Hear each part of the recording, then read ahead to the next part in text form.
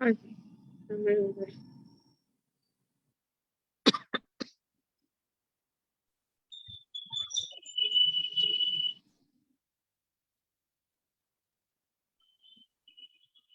Ma'am आवाज येत नाही तुमचा. Jai Jinendra. Vardhman education and research institute की तरफ से आप सभी का बहुत बहुत स्वागत है. आज हमारा 18वां क्लास है. परम पूज्य प्रीति सुधा जी महाराज साहब की सुशिष्या स्वाध्याय प्रेमी पूज्य श्री संयम प्रीति जी महाराज साहब जी एवं सौ शकुंतला जी चौड़िया, इनके मुखारविंद से हम सीख रहे हैं श्रावक के 12 व्रत. और आज हम चौथा व्रत ग्रहण करने वाले हैं. जिस चौथे व्रत के बारे में महाराज साहब जी ने कल हमें बताया था, 5 इंद्रियों को सन्मार्ग की ओर लगाने की हमने जो प्रेरणा दी थी महाराज साहब जी ने, और जिंदगी का कपड़ा बच्चों के हाथ में नहीं, हमें अच्छे टेलर के हाथ में सौंपाना है, ये उन्होंने प्रेरणा दी थी. तो ऐसे आज हम चौथा व्रत धारण करने के लिए हम सब जन आए हैं. संयम प्रीति जी महाराज साहब जी, हाँ जी. एक साथ मथेन वंदानी, भावपूर्वक मथेन वंदानी, श्रद्धा पूर्वक मथेन वंदानी. बोलिए शांतिनाथ भगवान की जय. आचार्य भगवंत की जय. नमो अरिहंताणं नमो सिद्धाणं नमो आयर्याणं नमो वज्रायाणं नमो लोये सवसाहूणं येसो पंचनमुक्तारो सव पावपनाशनो मंगलानं च सव्येसिं परमं हवै मंगलम् परमं हवै मंगलम्. श्रीमिंदर स्वामी महाराज आपकी आज्ञा, भगवान आपकी आज्ञा, गुरु जी महाराज आपकी आज्ञा. श्रावक के 12 व्रतों पर चर्चा विवेचन करने की आज्ञा चाहते हैं. गुरु दीपक गुरु चांदनो गुरु बिन घोर अंधार आनंद गुरु नहीं बीतरु गुरु मुझ प्राण आधार तपसी गुरु नहीं बीतरु गुरु मुझ प्राण आधार गुरु माता नहीं बीतरु गुरु मुझ प्राण आधार. परम आदरणीय, परम वंदनीय, परम पूजनीय 2400 तीर्थंकर भगवान, पंच परमेश्वरी भगवान तथा ज्ञानी, ध्यानी, त्यागी, तपस्वी समस्त ऊर्जा महापुरुषों के चरणों में भावपूर्वक वंदन. आराध्य गुरुदेव पूज्य श्री आचार्य भगवान तपसी जी महाराज साहब, पूज्य श्री माता जी महाराज साहब के चरणों में भावपूर्वक वंदन. संस्कार भारती वाणी भूषण परम पूज्य प्रीति सुधा जी महाराज साहब, पूज्य श्री अरुण प्रभा जी महाराज साहब के चरणों में भावपूर्वक वंदन. यहाँ उपस्थित सभी धर्म प्रेमी, श्रद्धावान, जिज्ञासु भाइयों तथा सुशील बहनों, हम लोगों ने 4 व्रत देखे हैं. चौथा व्रत अभी आज हम ग्रहण करने वाले हैं. पर ऐसे व्रतों का विवरण हमने 4 व्रतों का देखा है. उसमें सबसे पहला जो व्रत है, अहिंसा व्रत जो है, वो मानवता से संबंध रखता है. मनुष्य का, श्रावक का जो प्रथम व्रत है वो मानवता से संबंधित रखता है, क्योंकि मानवता जहाँ होती है वहाँ हिंसा नहीं हो सकती. मानवता जहाँ होती है वहाँ हम अहिंसक वृत्ति हमारी आचरण होती है. तो मानवता से संबंध रखने वाला श्रावक का पहला व्रत है. दूसरा और तीसरा व्रत जो है वो हमारा व्यवहार शुद्धि का व्रत है. व्यवहार शुद्धि यानी क्या, कि हम जैसे समाज में रहते हैं तो समाज में रहते हुए हमारी भाषा कैसी है, हमारा आचरण कैसा है, हम किसको किस प्रकार से तकलीफ देते हैं या नहीं देते हैं, किसका कहीं अपमान करते हैं या नहीं करते हैं, सबके साथ हमारा व्यवहार कैसे रहता है, ये सारी बातें जो व्यवहार की शुद्धि का प्रश्न आता है वो दूसरे और तीसरे व्रत में निहित है. फिर चौथा जो व्रत है वो सामाजिक सदाचार से संबंध रखता है. समाज में हम जब रहते हैं तो समाज में हमारा आचरण कैसा होना चाहिए, समाज में हमारा चरित्र कैसा होना चाहिए, हमारे आचरण से, चारित्र से, हमारे रहन सहन से लोग प्रभावित हो रहे हैं या हमें कोई निग्लेक्ट करने का प्रयास कर रहा है, कोई हमसे कन्नी काटने का प्रयास करता है या हमें प्रतिष्ठा देने का प्रयास करता है, ये हमारे आचरण के ऊपर निर्मित होता है। तो सभी व्रतों में शिरोमणि ये शील व्रत है, जो चौथा व्रत है। वो सभी व्रतों में शिरोमणि है। शिरोमणि यानी सर्वश्रेष्ठ व्रत है। जो इस व्रत की व्यवस्थित आराधना करता है, जैसा कहा जाता है, जिस प्रकार से भगवान ने हमें उपदेश दिया है, जैसे जैसे नियम हमें बताए हैं, अगर उन नियमों के अनुसार हम इस व्रत की आराधना करते हैं, तो जितने हमारे नियम है, व्रत है, तप है, शील है, विनय है, सत्य है, संयम है, आदि सभी की श्रेष्ठ आराधना कर सकते हैं। जो सन्मार्ग की ओर ले जाने वाली जो बातें होती है, उन बातों की आराधना हमारे जीवन की जो साधना है, वो उत्कृष्ट साधना हमारी हो सकती है। अगर हम इस व्रत को, ब्रह्मचर्य व्रत को व्यवस्थित रूप से पालन करते हैं, इस व्रत को बराबर धारण करके अपने हृदय में प्रतिष्ठित करके अगर इस व्रत की आराधना करते हैं, तो बाकी की सभी आराधनाएं हमारी सहजता से संपन्न हो सकती है। ब्रह्मचर्य व्रत यह भगवान बनाने वाली महाशक्ति है, हमें भगवान तक बना सकती है। इतनी ज्यादा अंतर से शक्ति हमारी जागृत कर देती है कि हमारी आत्मा परमात्मा बनने में देर नहीं लग सकती। आत्मा में परमात्मा बनने की क्षमता आ जाती है। ऐसा ये ब्रह्मचर्य व्रत जो है, वो भगवान बनाने वाली महाशक्ति है। इस व्रत को मन, बुद्धि और हृदय में प्रतिष्ठित करना चाहिए। इस व्रत को, जो ब्रह्मचर्य व्रत है, शील व्रत है, तो इस व्रत को हमें मन, बुद्धि और हृदय में प्रतिष्ठित करना चाहिए। तो इसलिए हम इसके अतिचार देखेंगे कि यह कैसा व्रत है। हम देखते हैं कि मनुष्य में अनेक शक्तियां होती है, हमारे शरीर में, हमारी आत्मा में अनेक प्रकार की शक्तियां होती है। उन सभी शक्तियों में एक शक्ति होती है काम शक्ति। काम शक्ति जो होती है, यह मौलिक मनोवृत्ति है। काम क्या है? काम की मतलब काम यानी भावना, जो अंतर की भावनाएं, वासना जो जागृत होती है, वो वासना की जो शक्ति होती है, वो मौलिक मनोवृत्ति होती है। और मनोवैज्ञानिक कहते हैं कि मनुष्य की बहुत सारी शक्तियों का विकास काम शक्ति के द्वारा होता है। क्योंकि काम शक्ति जो है, वो अंदर से जब प्रज्वलित होती है, तो वो बहुत ज्यादा फोर्सफुली प्रज्वलित होती है, फोर्सफुली वो उठती है। पर उसको अगर हमने सही दिशा दे दी, तो हमारी बहुत सारी शक्तियों का विकास हो सकता है। पर अगर हमने उसको सही दिशा नहीं दी, सही दिशा देने में हम चूक जाते हैं, उसको अगर गलत दिशा में ले जाते हैं, या बाह्य कुछ निमित्त हमें दिखता है और उस निमित्त के मिलने पर हम निरंकुश होकर वैसे उस ओर चले जाते हैं, तो यही काम शक्ति हमें अब्रह्म के मार्ग पर जाने के लिए प्रेरित करती है। और हम अब्रह्म के मार्ग पर जाकर बहुत सारी गलत बातें करने लग जाते हैं और एकदम गलतियां करके अपने जीवन के कपड़े को फाड़ने का, अस्त व्यस्त करने का, फाड़ने का प्रयास करते हैं, फाड़ने में लग जाते हैं। तो अगर उस काम शक्ति को नियंत्रित किया जाता है, तो अनेक सुप्त शक्तियां जागृत हो सकती है। तो उन सुप्त शक्तियों को जागृत करना है, तो काम शक्ति को नियंत्रित करना है, पर नियंत्रित कैसे किया जाए, कैसे उसको हम सही दिशा में ले जा सकते हैं? तो कहते हैं कि अगर हम अनुलोम विलोम प्राणायाम करते हैं, अनुलोम विलोम प्राणायाम यानी क्या? एक नाक से श्वास लेना है, थोड़ी देर बंद रखना है, अंदर रखना है, दूसरी नाक से छोड़ना है। जो लेना और छोड़ना, इस नाक से लेना, इस नाक से छोड़ना, इस प्रकार ये अनुलोम विलोम प्राणायाम होता है। तो ये जब हम नियमित रूप से करते हैं, व्यवस्थित रूप से करते हैं और सही तरीके से अगर करते जाते हैं, तो हमारी काम शक्ति पर हम नियंत्रण पा सकते हैं और फिर हमें जहाँ चाहे, जैसा चाहे वैसा उसका उपयोग कर सकते हैं। अंतर की शक्तियाँ खोलने में वो बहुत ज्यादा कामयाब होती है।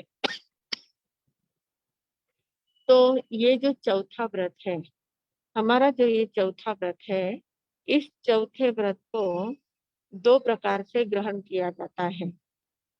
चौथा व्रत जो है उसको 2 प्रकार से ग्रहण किया जाता है। कौन से 2 प्रकार है? एक होता है स्वदार संतोष और परदार विवर्जन रूप। चौथा अनुरत छुलाओ मेहुणाओ बेरमणम स्वदार संतोषे परदार विवर्जन मैथुन बीरमण व्रत का पचकान। इस प्रकार पचकान उसमें लिए जाते हैं। तो ये 2 प्रकार हैं। एक है स्वदार संतोष और दूसरा है परदार विवर्जन रूप। तो स्वदार संतोष यानी क्या? स्वदार, दारा यानी पत्नी, स्वयं की पत्नी में संतोष रखना। स्वयं के पत्नी के अलावा जितनी भी स्त्री जाति है सभी माता या भगिनी के समान है, ऐसा मानना, यानी सभी के साथ एकदम प्रेममय व्यवहार करना, पर पत्नी के अलावा बाकी सभी को माता बहन मानना, ये स्वदार संतोष वीरमण व्रत कहा जाता है। तो अपने ही पत्नी के साथ या अपने ही पति के साथ प्रामाणिक रहना और प्रामाणिक रहकर उन्हीं में संतोष रखना, बाकी अन्य जगह पर झांकना नहीं, अन्य जगह पर देखना नहीं। जितनी भी संसार की स्त्री जाति है वो सारी माता या भगिनी है, और जितनी भी पुरुष जाति है वो सारे बहन या पिता के समान, भाई या पिता के समान है। तो इस प्रकार ये स्वदार संतोष या स्वपति संतोष, ऐसा ये एक प्रकार से ग्रहण किया जाता है। इसको उत्कृष्टता से ग्रहण करना कहते हैं। ये उत्कृष्टता से ग्रहण किया जाता है। उच्च कोटि का ये व्रत होता है। स्वदार संतोष या स्वपति संतोष, ये व्रत ग्रहण करना यानी उच्च कोटि का व्रत होता है। और दूसरा है परदार विवर्जन रूप।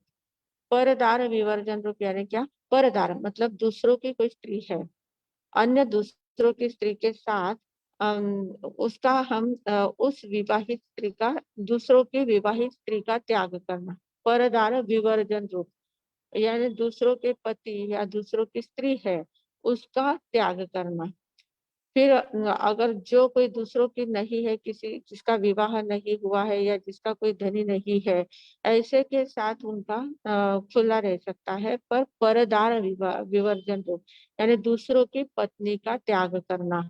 इस प्रकार ये 2 प्रकार से इस व्रत को ग्रहण किया जाता है।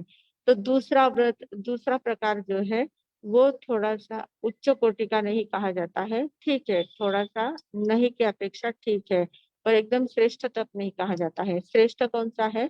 स्वपति संतोष या स्वदार संतोष, ये व्रत एकदम श्रेष्ठ कहा जाता है।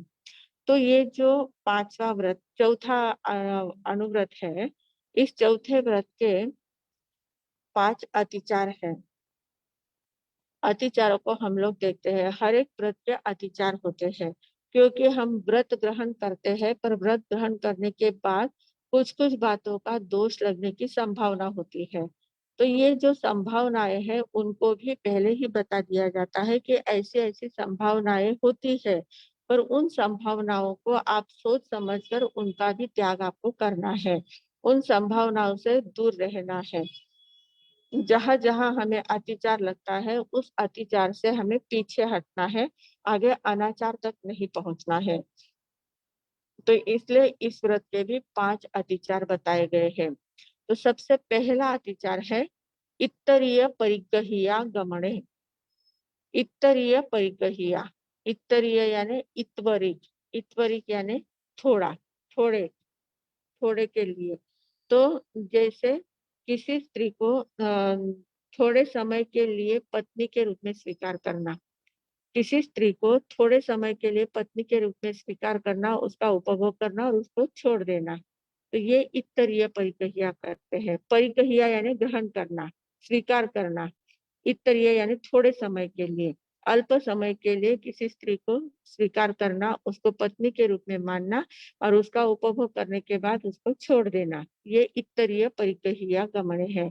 दूसरा अर्थ होता है कि अल्प उम्र वाली, छोटी उम्र वाली, भले स्वयं की सगाई जिसके साथ हो चुकी है या शादी भी हो चुकी है। पहले जमाने में बहुत छोटी-छोटी लड़कियों के साथ, लड़कों लड़कियों की शादियां होती थी।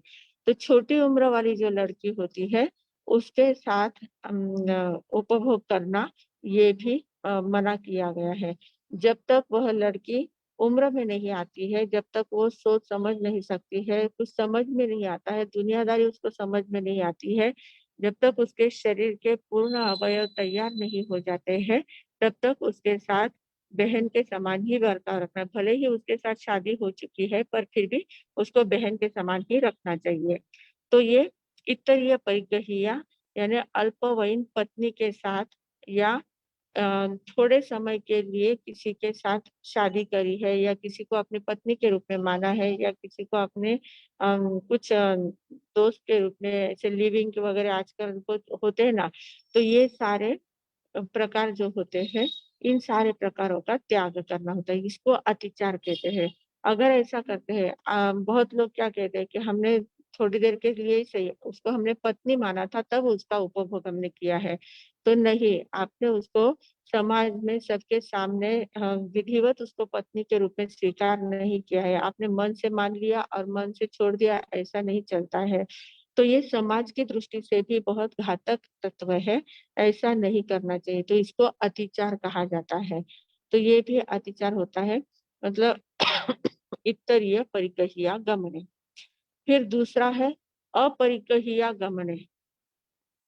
अपरिग्रहिया गमने यानी क्या, कि जो अपरिग्रहित है, किसी के द्वारा ग्रहण की गई नहीं है, ऐसे अगर स्त्री है, स्त्री कही है तो पुरुष भी लेना है, स्त्रियों को पुरुष के बारे में सोचना है, पुरुषों को स्त्रियों के बारे में सोचना है। इत्तरीय परिग्रहिया गमने में भी पुरुष के लिए भी यही, स्त्रियों के लिए पुरुष के बात आती है कि थोड़े देर के लिए किसी को पति मान लिया है और फिर छोड़ दिया है, या छोटी उम्र वाला कोई पति है, छोटी उम्र में जिसकी शादी हुई है, उस पति के साथ भी नहीं करना है, उपभोग नहीं करना है। तो इस प्रकार इत्तरीय परिग्रहिया में स्त्री के लिए पुरुष समझना है, पुरुष के लिए स्त्रियों की बात समझना है। वैसे ही अपरिग्रहिया यानी जो अपरिगृहिता स्त्री है, जिसकी अभी तक या तो शादी नहीं हुई है या जो विधवा हो चुकी है या जो तलाकशुदा है या जो त्यक्ता है या किसी ने विचार ही नहीं किया है, किसी की वो अभी तक नहीं बनी है, या कोई नगर वधू होती है कि जो शादी नहीं करती है पर सबका मनोरंजन करती है। तो इस प्रकार जो स्त्रियाँ होती जो किसी की नहीं है, जो किसी की नहीं है या स्वयं के जिसके साथ सगाई हुई है पर अभी तक शादी नहीं हुई है, ऐसी जो लड़कियां हैं, ऐसी जो स्त्रियां हैं, उनके साथ भी उपभोग परिभोग नहीं करना चाहिए, उपभोग उनका भी नहीं करना चाहिए। तो ये हो गया अपरिग्रहिया। जो अपरिग्रहिता है उसके साथ भी उपभोग नहीं करना है। फिर है अनंग क्रीड़ा।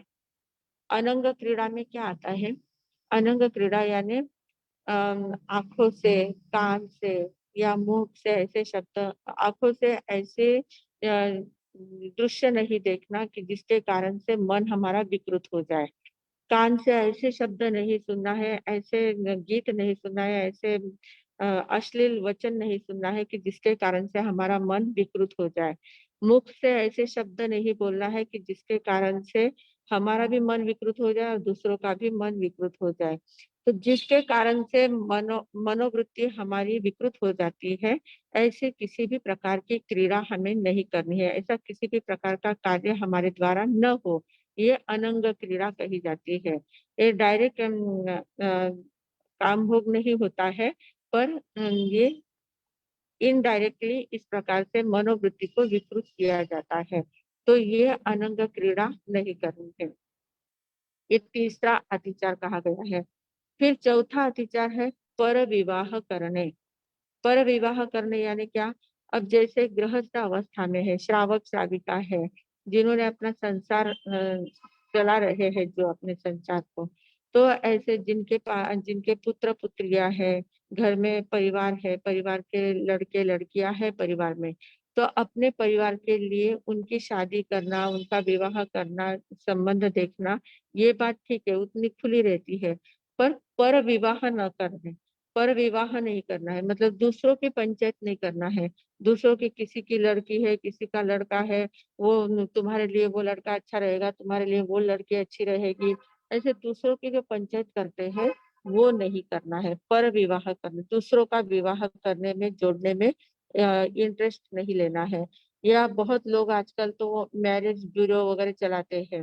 मैरिज ब्यूरो चलाना मतलब एकदम से चौथे व्रत को पूरी तरह से बर्बाद करने जैसा है, क्योंकि स्वयं तो नहीं करना है पर दूसरों से करवाना है तो वो भी उतना ही दोष लगता है। करना, करवाना और अनुमोदन करना, तीनों का दोष हमें एक जैसा लगता है।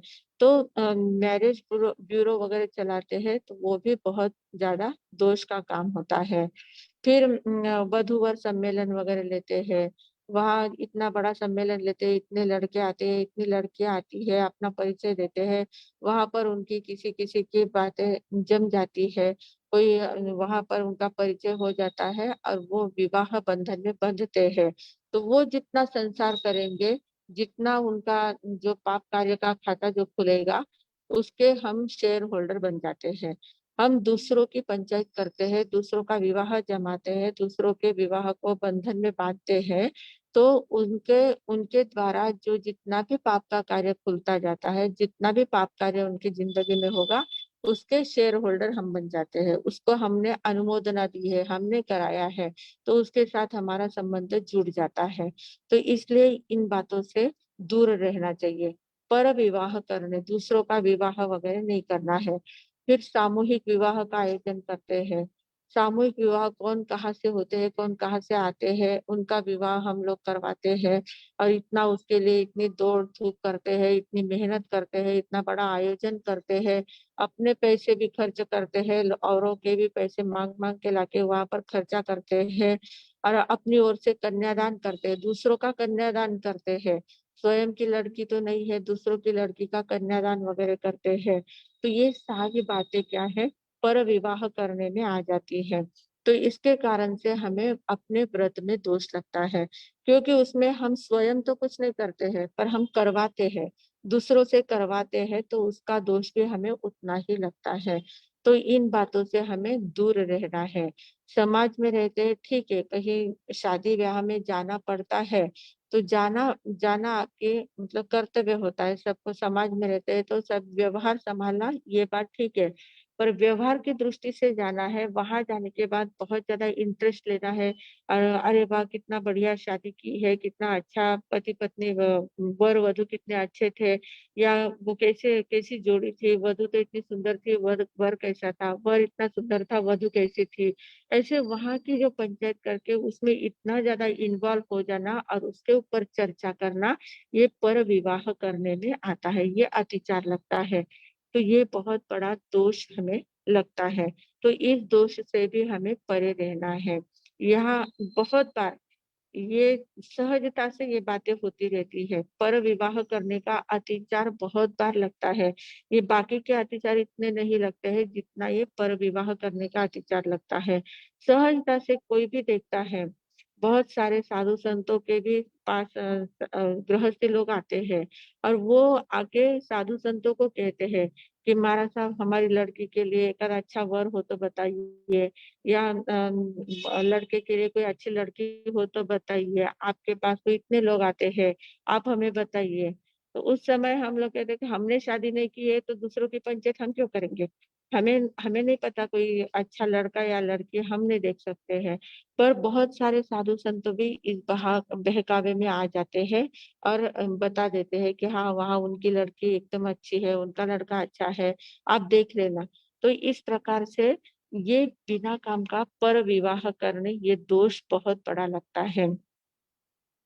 तो इस दोष से बचना समाज में बहुत मुश्किल होता है, पर फिर भी जो जिसने ये व्रत ग्रहण किया है, चौथे व्रत की संकल्प जिसने लिया है, उसको इन बातों का ध्यान रखना है कि हम बिना काम की पंचायत नहीं करेंगे।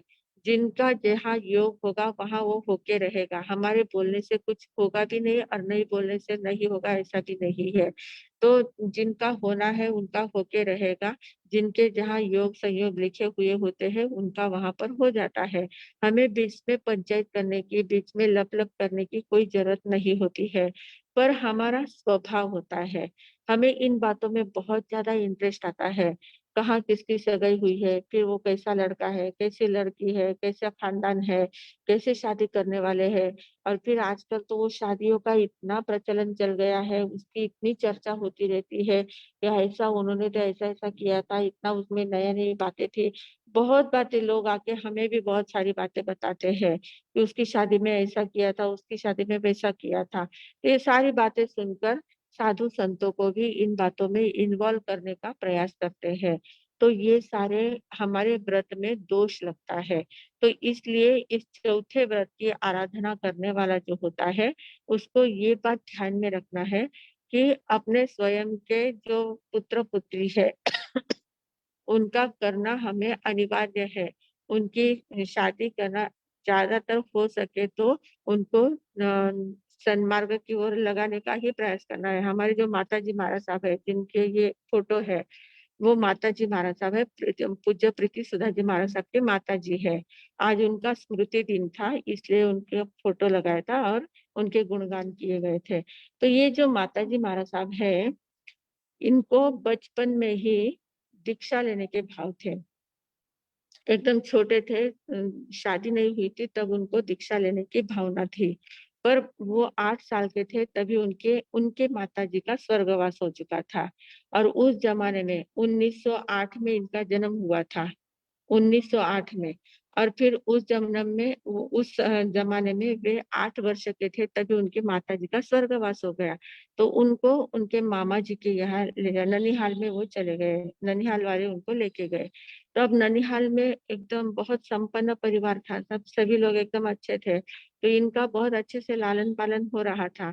तो वहाँ पर ये साधु संतों के सेवा मतलब संपर्क में आए और इनकी भी भावना जग गई कि अपने को दीक्षा लेनी है। बहुत तीव्र बुद्धि इनकी थी और दीक्षा लेने की भावना भी बहुत ज़्यादा थी। पर उस समय समाज में ऐसा था कि अरे! ये बिना माँ की बेटी है और अगर इसको दीक्षा दे दी तो लोग हमें क्या कहेंगे कि इनको सँभालना नहीं आया तो दीक्षा दे दी। इस प्रकार के लोग चर्चा करेंगे इसलिए इनकी दीक्षा नहीं दी, इन्हें दीक्षा नहीं दी और इनकी शादी करवा दी। तो इनकी शादी यहाँ पिंपल गाँव में ही भीखचंद जी साहब रायसोनी के यहाँ उनकी शादी हुई। शादी होने के बाद उन्होंने संसार किया, 36 वर्ष तक संसार किया। उनको 7 बेटियाँ हुई, 1 लड़का हुआ। तो जितनी भी बेटियाँ जैसे-जैसे बेटियाँ बड़ी होती थी, हर एक बेटी को वे कहते थे कि बेटा संसार में कुछ नहीं है, तुम दीक्षा ले लो, तुम दीक्षा ले लो। पर कोई सुनने वाला था नहीं। 5 लड़कियों की शादी हो गई। छठे नंबर पर प्रीति सुधा जी महाराज साहब जो थे, उनका 6वां नंबर था। तो उनको कहा बचपन में ही उनको कह दिया कि देख लीलावती नाम था उनका, तो कहा कि देख लीला, तुम अपने पिताजी को कह दो कि मुझे शादी नहीं करनी है। तुम दीक्षा ले लो, तुम दीक्षा लोगे तो बहुत अच्छा रहेगा। दीक्षा का मार्ग बहुत सुखकर है, ये संसार का मार्ग बहुत दुखी है।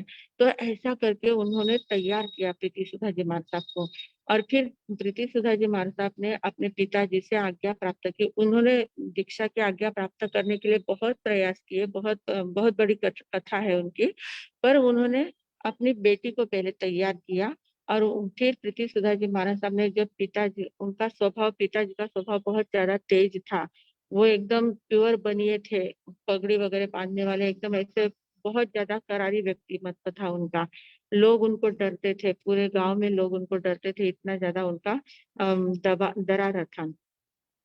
तो उन्होंने प्रीति सुधा जी महाराज साहब की भी काफ़ी परीक्षा ली कि इसकी दीक्षा लेने की भावना है, तो उन्होंने परीक्षा ली और परीक्षा लेने के बाद उन्होंने कहा कि देख बेटा, मुझे शादी करवाने का शौक नहीं है, 5-5 बेटियों को पढ़ना दिया है।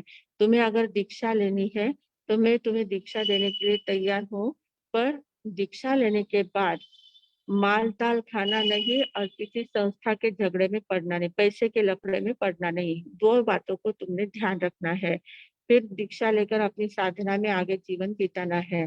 फिर प्रीति सुधा जी महाराज साहब ने कहा कि मैं अकेली दीक्षा लूँ या मेरी माँ को भी आप मेरे साथ दे रहे हैं? तो कहा कि मेरी बेटी 18 वर्ष की है, उसको 58वाँ साल कब लगेगा? माँ साथ में रहेगी तो मुझे चिंता नहीं रहेगी। जाओ तुम दोनों माँ-बेटी दीक्षा ले लो। इस प्रकार करके उन्होंने दोनों माँ-बेटी को साथ में दीक्षा दी थी। यहाँ पर 1962 में दोनों की दीक्षा हुई थी। और फिर आगे मधुस्मिता जी महाराज साहब फिर उन्होंने माताजी महाराज साहब ने उनके परिवार में जितने भी अब उनके दोहितिया थी, सब जो भी उनके पास जाते थे सबको कहते थे दीक्षा ले लो, दीक्षा ले लो। तो पहले तो प्रीति सुधा जी मारसा, फिर मधुस्मिता जी मारसा, मंगल प्रभा जी मारसा। मंगल प्रभा जी मारसा उनकी दोहिती थी, बहन बेटी की बेटी थी। तो उन सभी को उन्होंने तैयार किया, एक एक व्यक्ति को तैयार करते जाते थे और सबको दीक्षा देना, दीक्षा देना, इतना उनका ध्यान था। संसार में किसी को रहने नहीं देते थे, संसार में कोई शादी करने की इच्छा ही किसी की ना हो, इस प्रकार के वे संस्कार डालते थे। और कितने लोगों को उन्होंने अपने परिवार में से 15 लोगों को दीक्षा दी है, 15 लोगों को इस संयम के मार्ग में लगाया है। जो बेटियां शादी करके चली गई थी उन बेटियों को कहा कि तुमने तो अपना संसार कर लिया, अब तुम्हारे बहुओं का संसार करोगे क्या? जिसको भी पोता पोती कुछ हो गए हैं उनको घर से बाहर निकलना, तुम निकलो और दीक्षा ले लो। इस प्रकार सबको दीक्षा लेने की प्रेरणा देते थे। कभी उन्होंने किसी को शादी की प्रेरणा नहीं दी कि तुम शादी कर लो तुम्हारा अच्छा हो जाएगा, कभी नहीं। दीक्षा ले लो तुम्हारा अच्छा कल्याण हो जाएगा। तो इस प्रकार के माता पिता होते हैं, या इस प्रकार के श्रावक श्राविका जो सच्चे होते हैं, साधु साथी जो सच्चे होते हैं, वो दीक्षा के लिए प्रेरित करते हैं, शादी के लिए किसी को प्रेरित नहीं करते हैं। तो चौथे व्रत को ग्रहण करने वाले को चाहिए कि हम अपनी जिंदगी में किसी एकाध व्यक्ति को तो भी इस सन्मार्ग की ओर लगाने का प्रयास करेंगे। हम तो संसार में अटक गए हैं, पर हमारे द्वारा किसी को संसार में लगाने का प्रयास करेंगे। तो इस प्रकार संसार में संन्यास के मार्ग में लगाने का प्रयास करेंगे, सन्मार्ग की ओर चलने का प्रयास करेंगे, चलाने का प्रयास करेंगे। इस प्रकार संकल्प करना है। पर विवाह करना तो बिल्कुल ही मना है। तो पर विवाह करने, इसमें दूसरों के विवाह की पंचायत नहीं करना है और उन बातों से दूर रहना है। फिर पांचवा अतिचार है काम भोग तिब्वाभिलाषे। कामासक्त होकर या कामजनक औषध, मादक द्रव्य ऐसा कुछ लेकर मानसिक भावनाओं को उत्तेजित करना यह अतिचार है। बहुत लोगों को क्या हो जाता है, शरीर में ताकत नहीं है तो बहुत सारी दवाइयां लेते हैं, ताकत लेते हैं और एकदम कामासक्त होकर उस बातों के लिए प्रेरित करते हैं, अपने शरीर को तैयार करते हैं। तो इन सारी बातों को छोड़ना है। मादक द्रव्यों का सेवन नहीं करना है, किसी ऐसे औषधि का सेवन नहीं करना है कि जिसके कारण से हमारी शक्ति, अंतर की शक्ति जो है वो मनोविकृत मानसिक विकृति हमारी पैदा कर सके, ऐसे औषधि का सेवन नहीं करना है। क्योंकि मन की चंचलता जितनी ज्यादा बढ़ती जाती है उतना हमारा चित्त अब्रह्म में चला जाता है, अब्रह्म में चला जाता है। जबकि हमारी क्या है, ब्रह्म में चित्त जाना चाहिए। ब्रह्म यानी हमारी आत्मा है, आत्मशक्ति है। आत्मशक्ति में रममान होना ये ब्रह्मचर्य व्रत है। स्वयं में रममान होना ये ब्रह्मचर्य व्रत है। बाहर पर में रममान होना ये अब्रह्म है। तो मनोदशा को, मनोविकृतियों को स्थिर करना चाहिए। मन में कैसे कैसे भाव उठते रहते हैं, पर उनको सही दिशा देना है और उनको स्थिर करने का प्रयास करना है।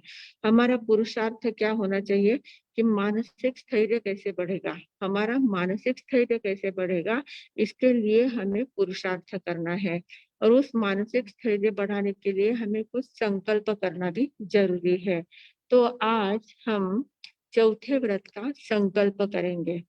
सभी लोग तैयार हैं चौथे व्रत को ग्रहण करने के लिए?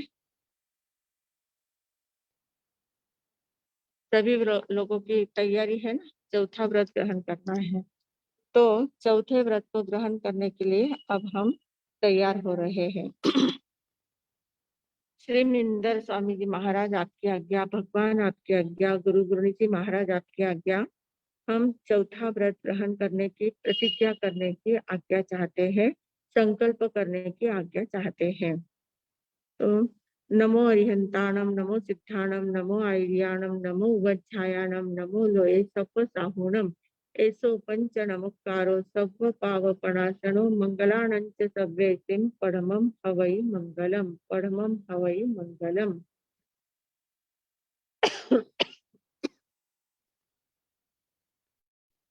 से भगवान महावीर स्वामी के तीर्थ में प्रवेश करते हुए चौथी पादान पर चलने का मैं संकल्प करती हूँ।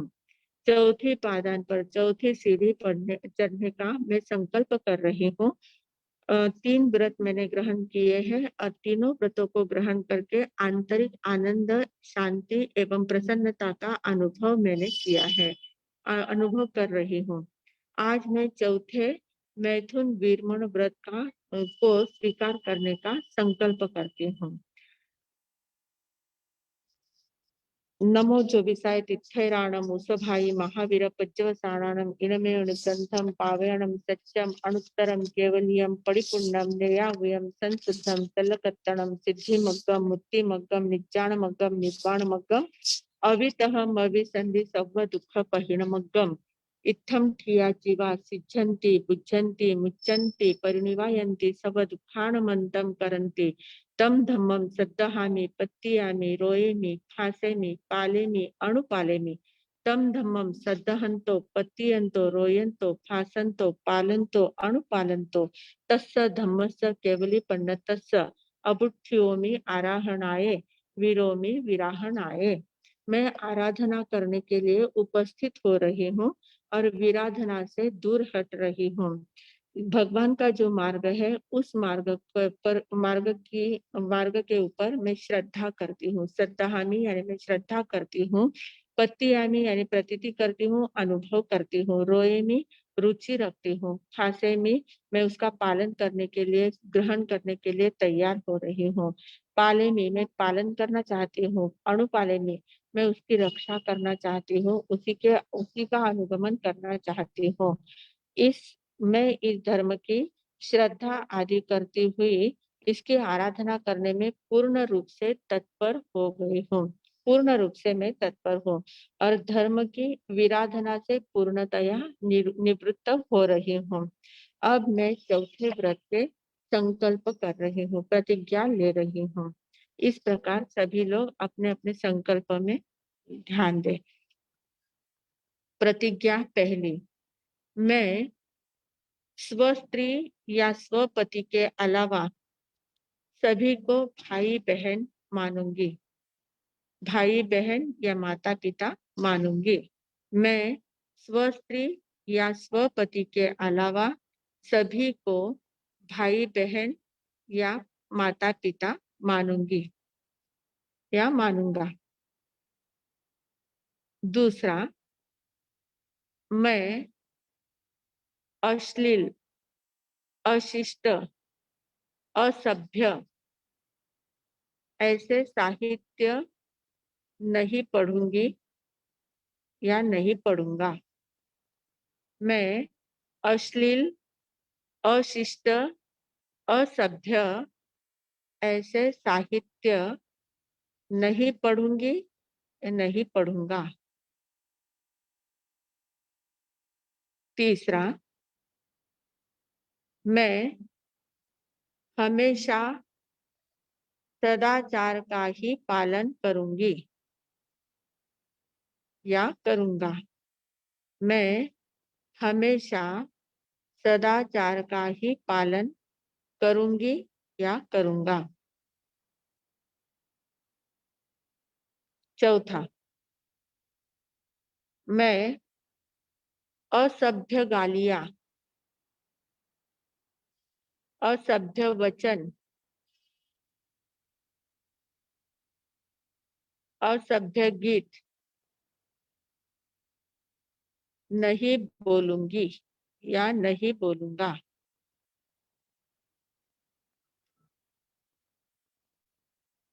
पांचवा, मैं शब्द, रूप, रस, गंध, स्पर्श आदि में ज्यादा आसक्त नहीं बनूंगी। मैं शब्द, रूप, रस, गंध, स्पर्श आदि में ज्यादा आसक्त नहीं बनूंगी या नहीं बनूंगा। 6, मैं प्रसंग आने पर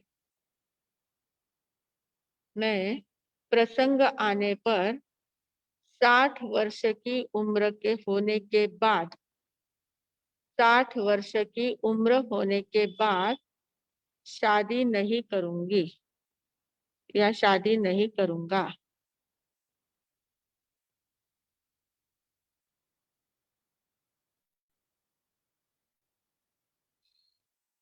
7वां, मैं विलासी वातावरण में जाकर अपनी मनोवृत्ति को विकृत नहीं होने दूंगी या विकृत नहीं होने दूंगा। मैं विलासी वातावरण में जाकर अपनी मनोवृत्ति को विकृत नहीं होने दूंगी या नहीं होने दूंगा। इस प्रकार 7 संकल्प हम ले रहे हैं। ये जो 7 संकल्प है, ये हमें अपने तेजस को बढ़ाने के लिए प्रयास करें। इन संकल्पों को लेकर हम अपने तेजस को बढ़ाएंगे, अंतर के तेजस को बढ़ाएंगे। अपने तेजस को जागृत करना ही इस व्रत की सच्ची साधना है। तो सभी लोग हाथ जोड़ लें। सभी को मंजूर है? सातों संकल्प सभी को मंजूर है ना? सभी हाथ जोड़ लें। ओम शांति शांति शांति। गुरुदेव की आज्ञा से, माताजी महाराज साहब की आज्ञा से, शासन की शक्ति से, सबकी सद्भावना से, सद्गुरु नाथ की कृपा से जो हाथ जोड़ रहे हैं उन सभी को चौथे व्रत में प्रवेश करने के लिए, चौथे मैथुन वीरमन व्रत के ये जो 7 संकल्प लिए हैं, इन 7 संकल्पों को धारण करना, इसे ऐसे उपयोग सहित पचकान 10 घंटे पड़ी में निंदे गई है। ओ सिरे ओ सिरे ओ सिरे। चौथा व्रत ग्रहण करने वालों को धन्यवाद, बहुत बहुत धन्यवाद। जिन्होंने व्रत ग्रहण किया है वो अपना डन वगैरह कुछ भी कर दे, लिख दे।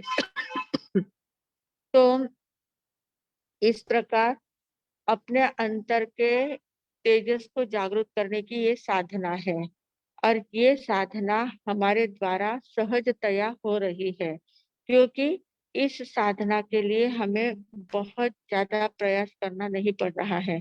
इस साधना को हम आराम से कर सकते हैं और इसको हमने देख लिया है कि ये साधना हम कैसे कर सकते हैं। तो इस साधना को करते हुए हमें ये बात ध्यान में लेना है कि हमारे जो जीवन का विकास क्रम है ना, हमने देखा था 1 से 7 वर्ष, 7 से 14 वर्ष, 14 से 21 वर्ष और 21 से 28 वर्ष, ऐसे हमारे जो विकास क्रम है जीवन का। तो इस विकास क्रम में हमें आगे बढ़ना है। 28 वर्ष से आगे हमारी सोच, हमारे विचारधारा बढ़नी चाहिए। 28 के अंदर कहीं पर भी हमें रुकना नहीं है। न 7 में रुकना है, न 14 में रुकना है, न 21 में रुकना है। 28 से भी आगे हमारी सोच बढ़नी चाहिए। तो इस प्रकार इस पढ़ने के लिए अगर कहीं अटक गए हैं, हमें ही अपना निरीक्षण करना है कि हम कहाँ अटके हुए हैं। हम शरीर में ज्यादा अटके हैं या हमारे मन में ज्यादा अटके हैं या भावनाओं में ज्यादा अटके हुए हैं या वासना में ज्यादा अटके हुए हैं। हमारे मन में किस प्रकार के विचार आते हैं, उन विचारों का निरीक्षण हमें ही अपना करना है। और वो निरीक्षण करते करते जहां भी अटके होंगे वहां से आगे बढ़ने का प्रयास करना है, वहां से वहां पर रुकना नहीं है। जहां अटक गए हैं, बाई चांस अटक जाते हैं, तो वहां से आगे बढ़ना है, वहां से उठना है, वहां तक रुकना नहीं है। आगे अपनी चिंतन धारा को नया मोड़ देना है और इस प्रकार अपने चिंतन को हम नया मोड़ देते रहेंगे और नए मार्ग को स्वीकार करेंगे। नए व्रत को ग्रहण करके नए ढंग से अपना अगर हम जीवन चलाने का प्रयास करेंगे तो निश्चित रूप से हमें इस जीवन में भी आनंद आएगा, अगले जीवन में भी आनंद, अनंत सुख मिले बिना नहीं रहेगा। इतना ही बोलकर अब मैं विराम लेती हूँ। ओम शांति। सभी व्रत ग्रहण करने वालों को धन्यवाद।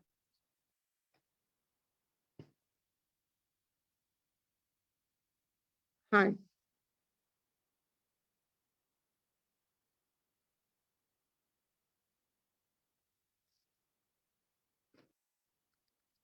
दूसरा संकल्प वापिस रिपीट करना है क्या? मैं करूंगी अभी इसमें। आप हाँ, आवाज आ रही है? हाँ, आवाज आ रही है ना? हमारे तत्र हाँ, विराजित सभी महाराज सबको मध्यन वंदनामि तथा सभी जिज्ञासु साधकों को नमस्कार। आज हम चौथे पादन पर चढ़ रहे हैं और चौथे पादन की विशेषता हमारे सबने कल बहुत अच्छी बताई थी कि हम प्रतिदिन प्रतिक्रमण करते हैं और प्रतिक्रमण में गुरु महिमा गाते गाते पहले जो बोलते हैं, जैसे कपड़ा को थान दर्जी बेता तान खंड खंड करे जान देता सो सुधारिए। ये तो हमने पद कई बार प्रतिदिन बोल रहे हैं, लेकिन इस पर कभी भी हमारा चिंतन नहीं हुआ था।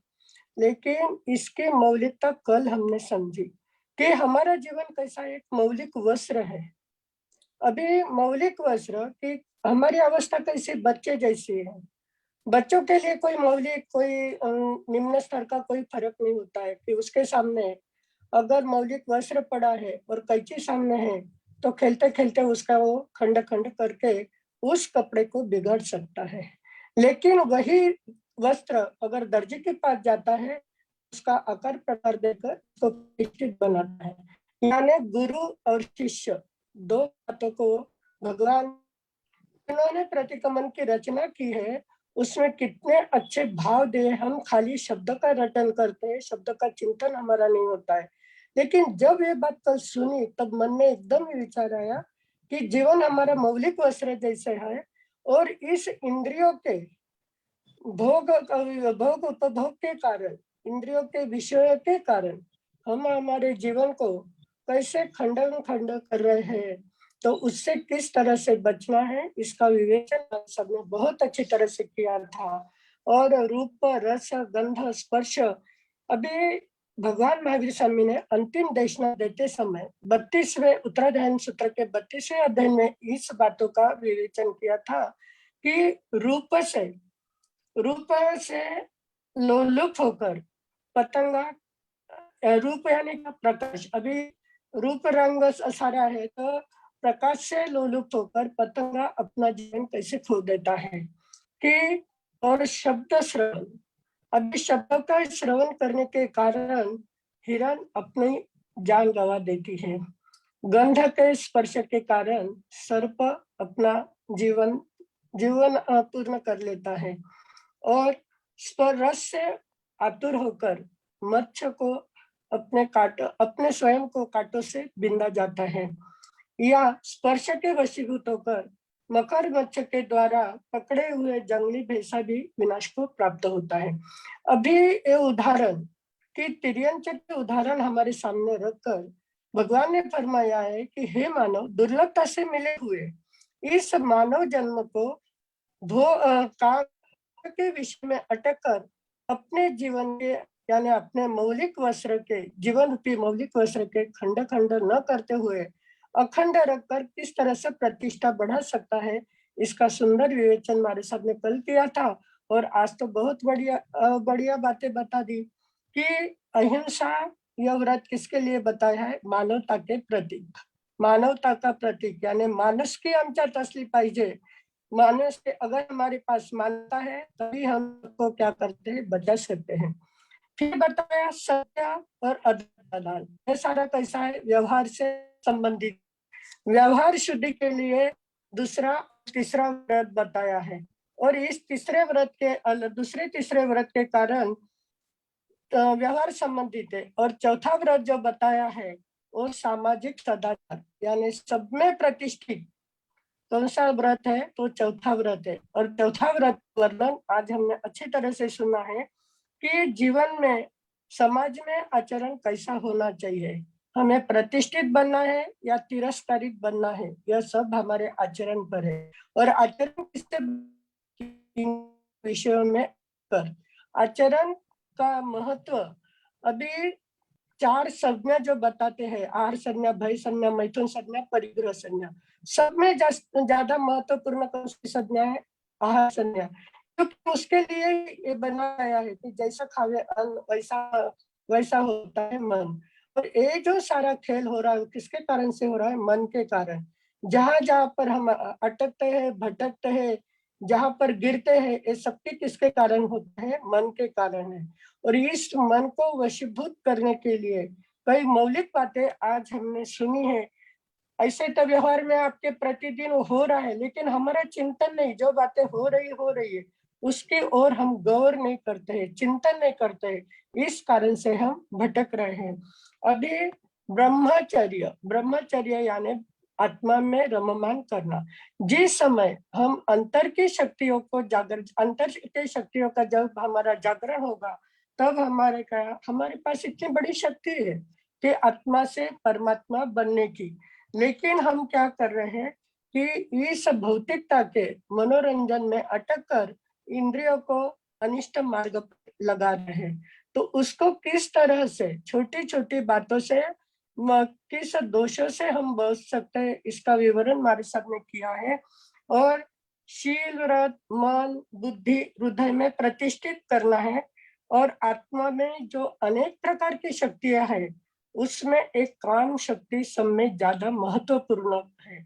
यह काम शक्ति आपके जीवन का विकास भी कर सकती है, सही मार्ग पर ले गए तो। अगर गलत मार्ग पर चल गए तो यही काम शक्ति आपका विनाश भी कर सकती है। शक्तियों में महत्वपूर्ण कौन सी शक्ति है? काम शक्ति है। इसलिए तो ब्रह्मचर्य व्रत को सब में ज्यादा महत्व दिया गया है। अभी चौथा व्रत अभी रोज प्रतिदिन हम पढ़ते बोलते हैं, प्रतिक्रमण करते करते संतोष, पद, पुरुष, विवर्जन, रूप, ये सारी बातें हमारे शब्द का रटन नहीं होना चाहिए। इसमें हमें उसमें चिंतन कर कर कि सही में है कि स्वपति और संतोष यानी और पर पुरुष का विवर्जन रूप, यानी पर पुरुष को भाई और के पिता के संबंध जानना चाहिए, और पुरुष के लिए पर स्त्री को माता और भगिनी के समान जानना चाहिए। अभी उसके आगे पांचवी बातें उन्होंने बताई कि मन से विकृत होना, यह क्या है? अंग क्रीड़ा है, पर विवाह संबंध कराना। सच में अपने परिवार वालों के लिए तो करना पड़ता है, क्योंकि अर्थदंड और अनर्थदंड, अर्थदंड में ये आ गया कि जो आवश्यक है वो करना पड़ता है, लेकिन अनावश्यक बातों में हमें ज्यादा रस आ रहा है ना। और आजकल तो ये बहुत ज्यादा बढ़ गया। पूर्व में ऐसे 50-60 साल पहले हमने देखा है तो कभी ऐसी बातें नहीं होती थी, बस कोई बता देते थे, हो जाता था। लेकिन आज जो वधू वर सम्मेलन बहुत बड़ी बात है, वो सामाजिक समस्या है। अभी बहुत सारे लोगों के मन में प्रश्न भी उठेगा, अगर ऐसा ये नहीं किया तो कैसा होगा। लेकिन देखो, जिसका जिसके साथ लिखा हुआ है वो तो किसी न किसी रूप में हो ही जाता है। लेकिन हम स्वयं तो करते नहीं, करना नहीं, करवा नहीं, लेकिन अनुमोदना के लिए हम कितने पाप के भागीदार बन जाते हैं। और भगवान ने बताया है कि सामाजिक कार्य के पीछे हमने कितना उसमें ये होना है और कितने पापों के ढेर इकट्ठा करना है।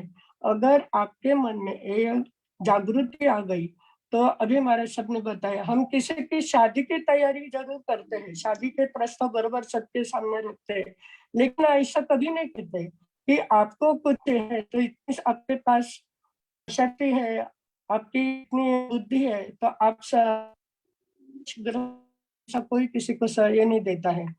मैंने देखा है बहुत सारे लोग कितने भी कठिन प्रसंग आए, खाने पीने के भी लाले पड़ गए हो गए, फिर भी उनकी भावना नहीं होती कि इस जिन शासन के मार्ग पर चलने की। क्यों नहीं होती है? कि अनादि अनंत काल से इस संसार का ही मोह बना हुआ है। और आज आपने सुना है कि माताजी मारे साहब जैसी महान आत्मा एक परिवार में से 13 लोगों को निकालते हैं तो कितनी बड़ी बात है।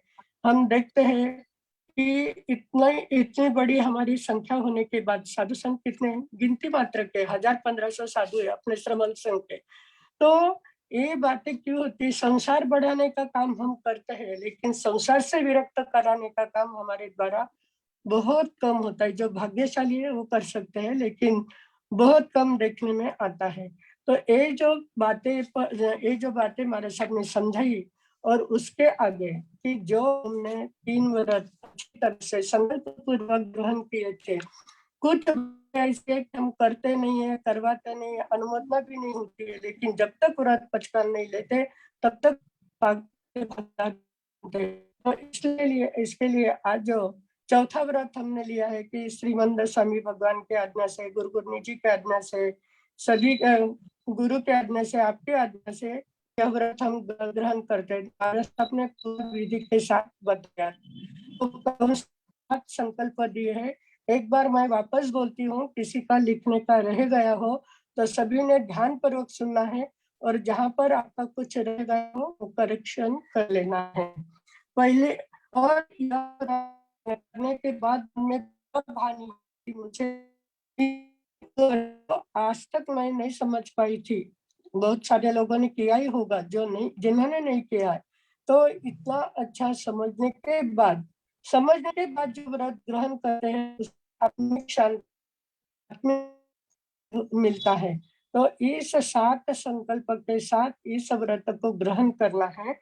पहला है, मैं स्व स्त्री और स्व पति के अलावा भाई बहन या माता पिता मानूंगी, यानी स्व स्त्री और स्व पति के सिवाय जो भी कोई महिलाएं हैं, जो भी पुरुष है, वो सभी मेरे लिए क्या है, बहनों के लिए भाई पर पुरुष माता और पिता के समान है, और पुरुष जाति के लिए सारी बहनें स्व स्त्री को छोड़कर सारी बहनें माता के समान है। दूसरा है, मैं अश्लील सभ्य ऐसे साहित्य नहीं पढ़ूंगी, नहीं पढ़ूंगा, ये दूसरा संकल्प है। तीसरा, मैं हमेशा सदाचार का पालन करूंगी या करूंगा। चौथा है, असभ्य वचन असभ्य कभी नहीं बोलूंगी, नहीं बोलूंगा। अगर गलती से बोला गया तो तुरंत प्रायश्चित करूंगी। पांचवा है, मैं शब्द, रूप, रस, गंध, स्पर्श, ये सारे प्रियों के विषय है। इस विषयों में आदि में ज्यादा, यानी इंद्रियों के विषय में ज्यादा आसक्त नहीं बनूंगी, नहीं बनूंगा। छठा है, मैं प्रश्न पर 60 वर्ष की उम्र के बाद शादी नहीं करूंगी, नहीं करूंगा। सातवां है, मैं विलासी वातावरण में जाकर अपने मनोवृत्ति को विकृत नहीं होने दूंगी, नहीं होने दूंगा। यह 7 संकल्प लेकर अपनी तेजस शक्ति को बढ़ाने का प्रयास करेंगे। इसी मंगल भावना के साथ मैं विराम लेती हूँ।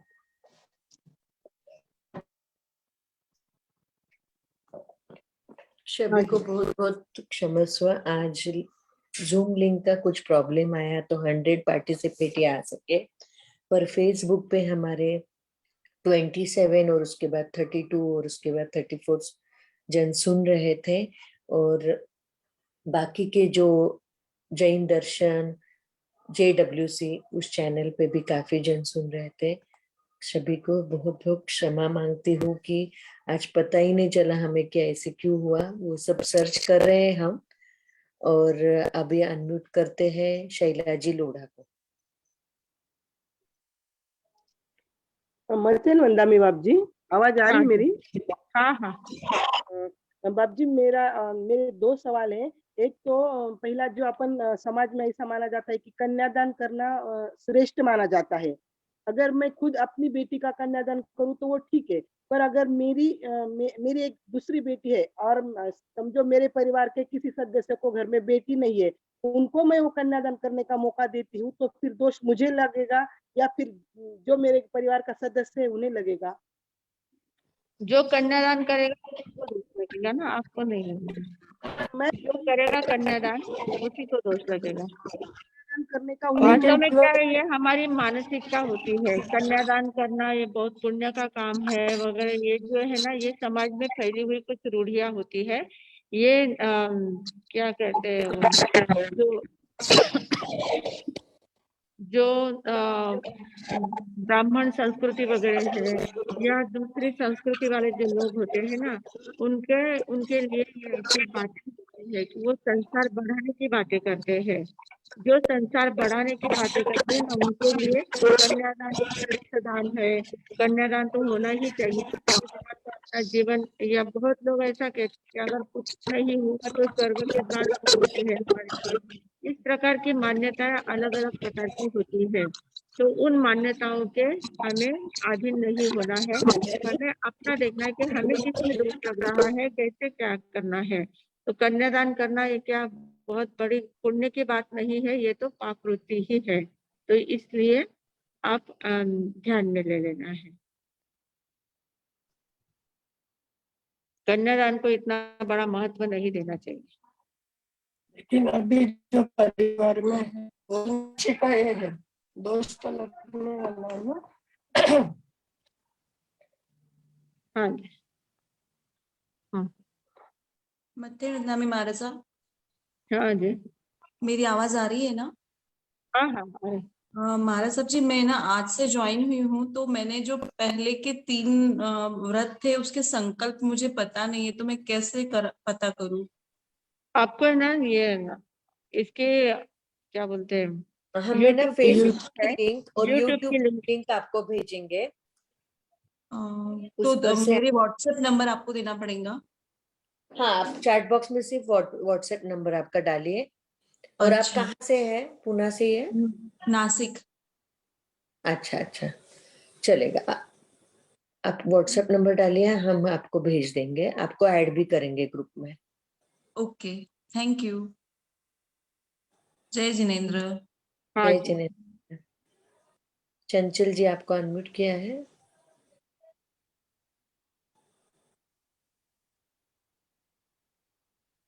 मध्यान्ह माता हाँ आवाज आ रही? हाँ हेलो, आ रही, आवे आवे। हाँ आ रही है। हाँ मध्यान्ह माता हाँ बोलो। મેં કઈ કેવા ભાંગડ में પડ્યું નહીં, મેં કઈ કેવા બ્યાહ વગર નહીં કર્યું, પણ મારે કને એન્ક્વાયરી આવી આમ તો થોડું છે એકાનો ભાઈ લાગે કઈ કાનો લાગે કઈ કાનો शेजारी रेवे, તો યાર ઇન્ક્વાયરી કરવી પણ दोष लागे कई, म्हणजे एखाद्याने ठिकाण उन्हीवरच सुचायलं, मैं नहीं सुचायलं. आवाज क्लियर नहीं आ रही, कहीं क्यों नहीं आवाज ध्यान में नहीं आ रही, आवाज बराबर नहीं आ रही। याने ऐसा कहना है कि मैं स्वतः कई करू नहीं, पर मारा कने इंक्वायरी आवे कि वो छोरो किसो है यानो घर किसो है सगे, तो इसी जानकारी दी तारी पाप लगे कई। तो किसी के हाँ बारे में वैसा जानकारी नहीं है आपका दोष तो लगता ही है ना, दोष तो दोष ही है। आणि एखाद्याला चोखून वेळ तर काही दोष लागेला. चोखो हुए म्हणजे वो संसार बढ़ाइला ना, चोखो हुए म्हणजे काय, वो संसार वृद्धीचं कारण है। आणि उन संसार वृद्धि में अपन बिना काम अपन तो नहीं कर रहा है, पण दुसऱ्याला संसार बसावन काम कर रहा है। वो जितो पण उन्हें काही जितो आगे पाप कार्य उरत बारा होईल उरा सगळं शेअर होल्डर आपण बनाला, आपला उरा दोष सगळं लागिला ना। आपला कारण जर उरी व्यवस्थित लाइन लगी है ब्यावरी, और ब्याव करने वो आगे के संसार बढ़ावनार है, तो उनमें उन दोष का भागीदार अपन बना है।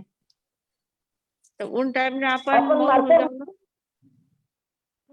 મને मालूम है वो छोरो दोनों पीवे है, उरा लक्ष्मण वाईट है, तो मैं तो ठिकाण किसो दिवलं मैंने पचे किसो उन्हें चोखो नको केवने कही कि नको दिवाते छोरी. इसा टाइम ने अपन मौन रहो आणि उरा भाग्य में असल उर होणार असल तो कठू की नहीं बुद्धि सुचला कोई भी कर देला हुई जाला व्यानो हुई जाला पे बराबर। आजकाल घना हिसाब हुई जावे जिरा उरा बराबर शोध लेवे सगळा जण। पण अपन बिना काम बीच में क्या है शेयर होल्डर बनना ना उरा, तो अपन भागीदार बना है बिना काम रहा। तो अपन जब व्रत लिए है तो व्रत लेवन वाला नहीं, ये पर विवाह करने में एकदम अलग हुए थे। पर विवाह करना ये व्रत नियम वाला नहीं चाले। अरे काहीच संबंध नाही, फक्त चौकशीची हा आहे. पण असल, पण शेवटी आपण उठे अनुमोदना देवाच है ना, अनुमोदनाच हुई ना एक प्रकारची, तो उन अनुमोदना में अपन नहीं पड़नी। ओके ओके, धन्यवाद मारे सर. हाँ। धन्यवाद. माला जी आपको अनम्यूट करते हैं। माला जी। हेलो, आवाज आ रही? हाँ हाँ हाँ, मथन वंदना सर। मेरा जी। वही सवाल था कि अभी बहुत जन बोलते हैं लड़का बताओ लड़की बताओ, ये हाँ, संसार में रहते हैं तो बोलते ही रहते हैं हमारे साथ। और परिवार बड़ा है तो बोलते ही है कि मुझे बताओ, आप करते हो ऐसे तो बताओ। तो फिर कैसे हमारे साथ करना अभी?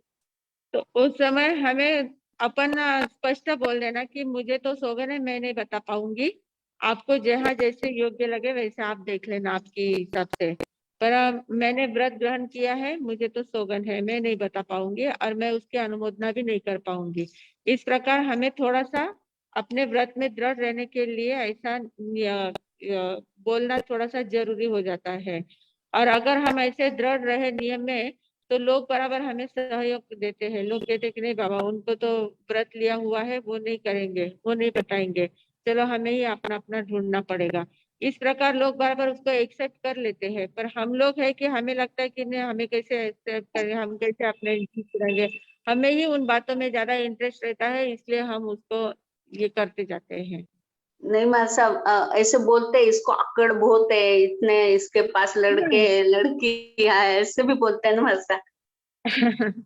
नहीं, फिर वो अपने को वैसा समझाना आना चाहिए कि नहीं, मैंने व्रत लिए ग्रहण किया हुआ है तो मैं नहीं बता पाऊंगी।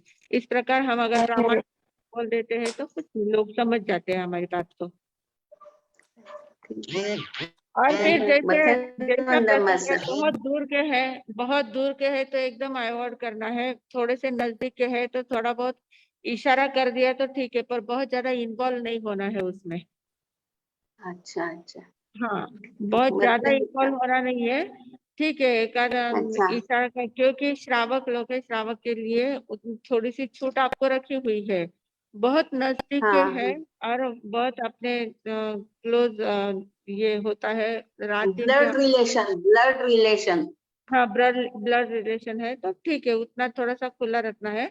पर उसमें भी अगर बता भी दिया है तो बहुत उसके डिंग नहीं आता कि मैंने बताया था, मैंने ये ठिकाना बताया इसलिए ये हुआ है, मेरे कारण से हुआ है। ऐसा हमें वहां पर ये नहीं करना है। बता देना, अलिप्त अच्छा, हो जाना है, वापिस वहां से कनेक्शन तोड़ लेना है। ऐसा कर सकते हैं। आलोचना कर लेने से तो प्रतिक्रमण चौथा व्रत। हाँ अच्छा ठीक है, धन्यवाद माँ साहब। मथन वंदना। हाँ जी। ज्यादातर मरसर ये बताना करना प्रतिष्ठा का भाग हो गया है कि हमारी पहचान कितनी है, हम कितना कर सकते हैं। कोई गलत है वहां पर बताए तो बात अलग है, लेकिन आपको पता है और आपके कारण हो रहा है तो भगवान ने तो बताया पाप है, अभी हम उससे गलियां निकाल लेते हैं कि अगर धर्म छोड़ बताकर हमें उसमें छूट है, हम ऐसा कर लेते हैं और उसके बारे में कभी चिंतन भी नहीं होता। हमेशा चौथा व्रत बोलते समय जाने अनजाने में द्वारा ऐसा कभी हो गया हो तो मैं उसके लिए मिच्छामी दुक्कड़म देती हूँ। ये बार बार आपको जागरूक रहना मिच्छामी दुक्कड़म के लिए, क्योंकि ये बात बहुत बार बहुत सारी गलतियां ऐसे हमारे, और हमें मान प्रतिष्ठा का प्रश्न है ना। अगर मैंने नहीं बताया तो मुझे बोलेगी बहुत आगे है, मालूम होते भी कुछ बताती नहीं है। बोला तो बोला, हमें सत्य स्वयं के प्रति बढ़ने के लिए या स्वयं के प्रति कम हो रही है, इसके लिए कभी भी इसमें नहीं आना चाहिए। तो कभी गलती से बताना भी पड़ा या वहां पर अनिवार्य है बताना, बता दिया तो उसके आलोचना जरूर करनी है। आलोचना करने के बाद ही उस पाप से हम मुक्त हो सकते हैं। तब ऐसी बातों के बारे में क्या क्या बताएंगे ना, तो यह हमारा स्वयं का चिंतन होना चाहिए। अगर हमारे द्वारा ऐसा हो रहा है तो हम उससे कैसे बचे।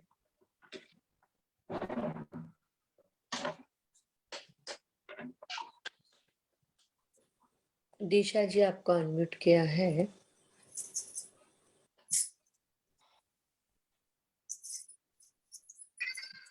मथुरा नहीं मारसा। हाँ आवाज आ रही है? हाँ हाँ हाँ मास्टर जैसा अपन क्या नहीं पता।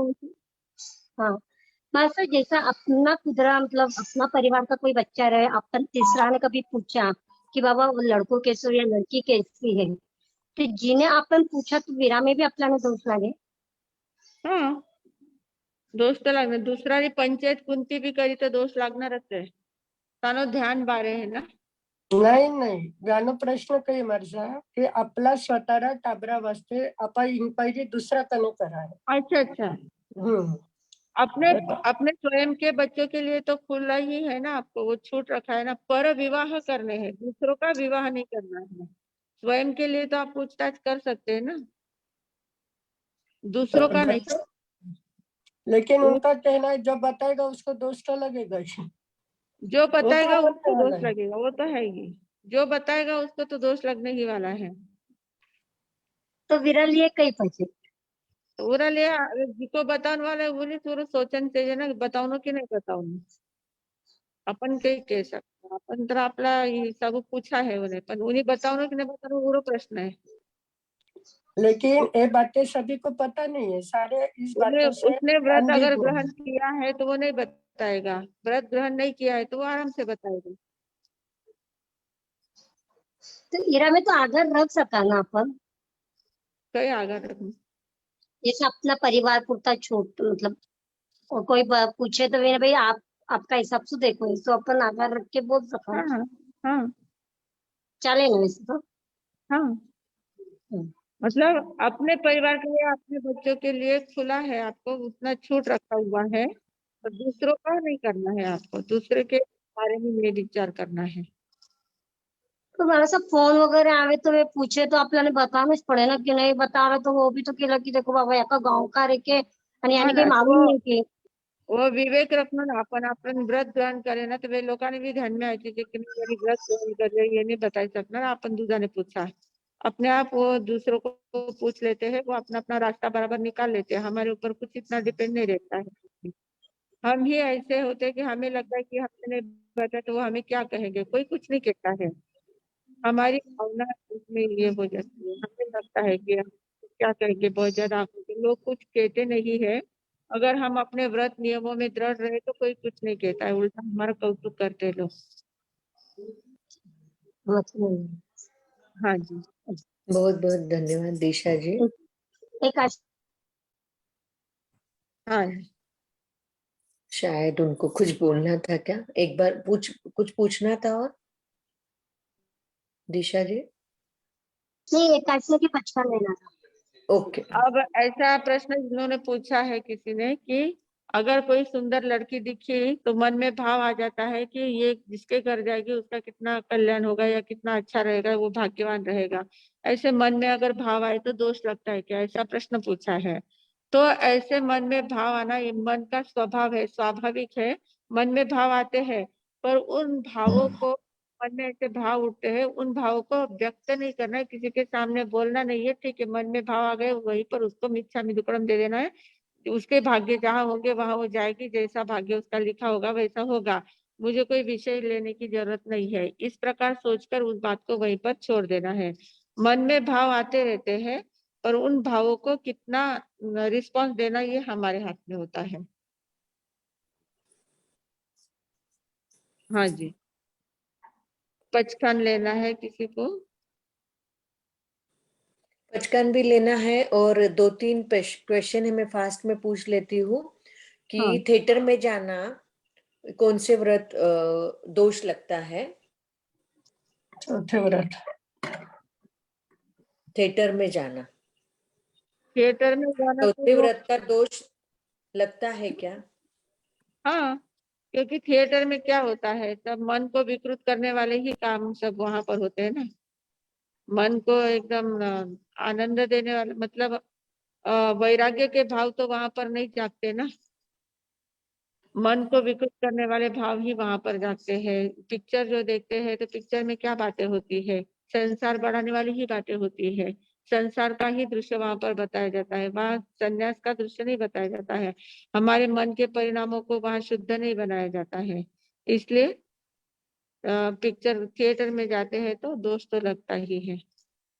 और दूसरा है छठे व्रत. शादी जो अटेंड करते हैं तो वो भी. अब समाज में रहते हैं तो शादियां अटेंड करनी पड़ती है. समाज में जहाँ पर भी रहते हैं तो शादी अटेंड करने में नहीं दोष है, पर शादी अटेंड करते समय हमारे भाव कैसे हैं, हम उसमें कितने ज्यादा इन्वॉल्व होते हैं। आप समाज में रहते हैं तो ठीक है, ये बातें थोड़ी बहुत आपको करनी पड़ती है। समाज के कुछ नियम होते हैं, उनका पालन करना जरूरी होता है, पर उसमें अपनी इन्वॉल्वमेंट कितनी है, हम कितने ज्यादा उसमें आसक्त हो रहे हैं, हमें कितना आनंद आ रहा है उनकी शादी को देखकर, हमें कितना आनंद आ रहा है, जो वर वधु है उनको देखकर हमारे मन में कौन से भाव उत्पन्न हो रहे हैं, इन बातों का हमें ध्यान रखना चाहिए। अगर हमें कुछ नहीं हो रहा है, हमें एकदम नॉर्मल लग रहा है तो ठीक है, उसमें फिर इतना दोष नहीं है, पर इन बातों को पूरा ध्यान रखना। चलेगा। शादी ब्याह में जाना तो पड़ता है आप लोगों को, लेकिन वहाँ का डेकोरेशन कैसा है, हाँ, खाना कैसा है, उसके वर बारे वधू में बहुत कैसे, ज्यादा चिंतन मनन करना, उसकी क्रिटिसाइज करना, ये बातें हमें छोड़ना चाहिए, इन बातों में नहीं अटकना है। चलेगा, मंगल पाठ लेते हैं अभी। हाँ जी। पचकान। ओम शांति शांति शांति। उगय सूर्य नवकारशी पोरशी 1.5 पोरशी 2 पोरशी आपापल्या धारणाप्रमाणे उपयुक्त तचकान अस्नम पाणम खायमम सायमम अनर्थना भोगरम सहस्रागारणम सव समाहिवत्यागारणम ओसिरे ओसिरे ओसिरे। कल का एकासना। ओम शांति शांति शांति। उगय सूर्य एकासनारा एकटक उपरांत दिवसना 3 रातना 24 पचकान अनर्थना भोगरम सहस्रागारणम सव समाहिवत्यागारणम ओसिरे ओसिरे ओसिरे। कल का आयंबिल। ओम शांति शांति शांति। उगयश्री आंबिलरा एकटक उपरांत दिवसना 3 रातना 24 पचकान 5 विगेरा पचकान अनर्थना भोगरम सहस्रागारणम सव समाहिवत्यागारणम ओसिरे ओसिरे ओसिरे। कल का एक उपवास। ओम शांति शांति शांति। गुरुदेव की आज्ञा से, माताजी माता की आज्ञा से, शासन की शक्ति से उगय सूर्य उपवासम पचखे दिवसना 3 रातना 24 पचकान अनर्थना भोगनम सहस्रागारणम सव समाहिवत्यागारणम ओसिरे ओसिरे ओसिरे। सभी तपश्चर्या करने वालों को धन्यवाद। हाँ जी। मंगल पाठ। ओम शांति शांति शांति। गुरुदेव की आज्ञा से चत्तारी मंगलम अरिहंता मंगलम सिद्धा मंगलम साहु मंगलम केवली पंडितो धम्मो मंगलम। चत्तारी लघुत्तमा अरिहंता लघुत्तमा सिद्धा लघुत्तमा साहु लघुत्तमा केवली पंडितो धम्मो लघुत्तमो। चत्तारी शरणम पवज्जामि अरिहंते शरणम पवज्जामि सिद्धे शरणम पवज्जामि साहु शरणम पवज्जामि केवली पंडितम धम्मम शरणम पवज्जामि। 4 मंगल 4 उत्तम 4 शरणा दुख हरणा सुख करना और शरणा कोई जो भवि प्राणी आदरे तो अक्षय अमर पद होय। बोले भगवान महावीर स्वामी की जय। आचार्य भगवंत की जय। पूज्य श्री माता जी महाराज साहब की जय। सब साधु संत वाणी भूषण पूज्य श्री प्रीति सुधा जी महाराज साहब की जय। पूज्य श्री अरुण प्रभा जी महाराज साहब की जय। सब साधु संतन की जय। आज के आनंद की जय। चौथा व्रत धारण कराने वाले परम पूज्य संयम प्रीति जी महाराज सब जी को बहुत बहुत धन्यवाद, आभार आभार आभार। और 126 नाम तो आए हैं, उसके आगे भी अभी आएंगे। ऐसे सभी को जिन्होंने भी चौथा व्रत धारण किया है उन सभी का भी बहुत बहुत धन्यवाद, आभार आभार आभार। और आज के इनकन्वीनियंस के लिए भी सच में बहुत बहुत क्षमस्व। पता ही नहीं चला हमें कि क्या प्रॉब्लम हुआ है। अभी अभी पता चला है कि वो रिन्यू तो किया है पर वो हमारा पेमेंट डन नहीं हुआ। इसके लिए आज 100 पार्टिसिपेट है, इसके लिए बहुत बहुत क्षमस्व। मंडे से हमारा क्लास बराबर रात 9 बजे रहेगा। हम 5वां व्रत चालू करेंगे। हाँ नहीं, जिनको एक बात कहनी है। अभी अगले सप्ताह में हमारे पर्युषण पर्व शुरू हो रहे हैं। मतलब अगले बुधवार के दिन हमारे पर्युषण पर्व शुरू हो रहे हैं। तो बुधवार अगला सप्ताह और उसके अगला सप्ताह, उसके अगले सप्ताह में संवत्सरी आएगी, तो बुधवार से बुधवार चलेगा। तो 2 सप्ताह तक हमारे क्लास नहीं हो पाएंगे और तीसरे सप्ताह के पहले सोमवार के दिन से हम क्लास शुरू करेंगे। तो 2 सप्ताह तक 15 दिन तक हम शांति रखेंगे, हमारे क्लास नहीं हो पाएंगे। इसका सब ध्यान रखें। तो 19 सितंबर को रहेगा मतलब हमारा क्लास, हाँ। सोमवार को। हाँ, नहीं 19 रहेगा। 19 नहीं, 12 सितंबर को। नहीं, 12 सितंबर भी इतना दूर नहीं होगा।